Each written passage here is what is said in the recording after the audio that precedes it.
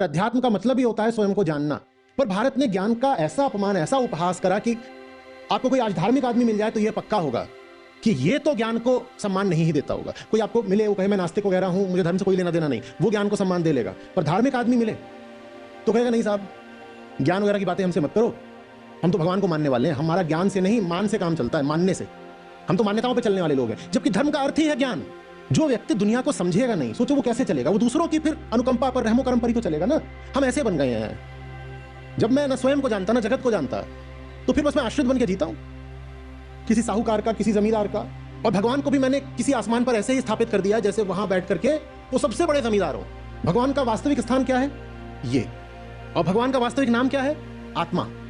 उसकी जगह हमने कह दिया नहीं, वहां बैठे हुए हैं और वहां बैठ करके वो अखिल संसार का संचालन कर रहे हैं। उन्हें क्या पड़ी है? आत्मा तो अकर्ता होती है, आत्मा अकर्ता है। इतना बड़ा ब्रह्मांड है, इतना बड़ा ब्रह्मांड है, उसमें इतना कुछ हो रहा है। तुम हो कौन कि भगवान तुम्हारी निजी जिंदगी में व्यक्तिगत दिलचस्पी लेंगे भाई? और तुम जाकर कह रहे हो आप मेरे लिए ऐसा, आप मेरे लिए वैसा। ये वैसी सी बात है कि हम यहाँ बैठे हुए हैं, बरसात चल रही है और बरसाती कीड़े हैं, हजारों लाखों की संख्या में इधर उधर हो रहे हैं, और वो सोच रहे हैं कि हम इतने महत्वपूर्ण हैं कि कोई हम पर ध्यान दे रहा होगा और हमारी कामनाओं की फिक्र कर रहा होगा। बरसाती कीड़े देखें इतने इतने जो होते हैं, या चींटियां।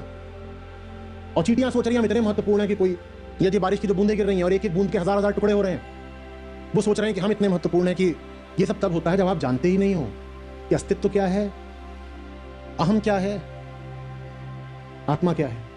ज्ञान कोई मार्ग नहीं होता बेटा, ज्ञान ही धर्म है। और प्रेम ज्ञान से अलग नहीं होता। अभी क्या बोला? परम प्रेम के बिना ज्ञान आ ही नहीं सकता। परम प्रेम आता है तभी फिर ज्ञान आता है, और फिर उस ज्ञान से आप जान जाते हो कि संसार में किससे प्रेम करना है। प्रेम और ज्ञान कोई अलग अलग चीजें नहीं है कि बोलो कि एक ज्ञान मार्ग है और एक भक्ति मार्ग है। ज्ञान में सब समाया हुआ है।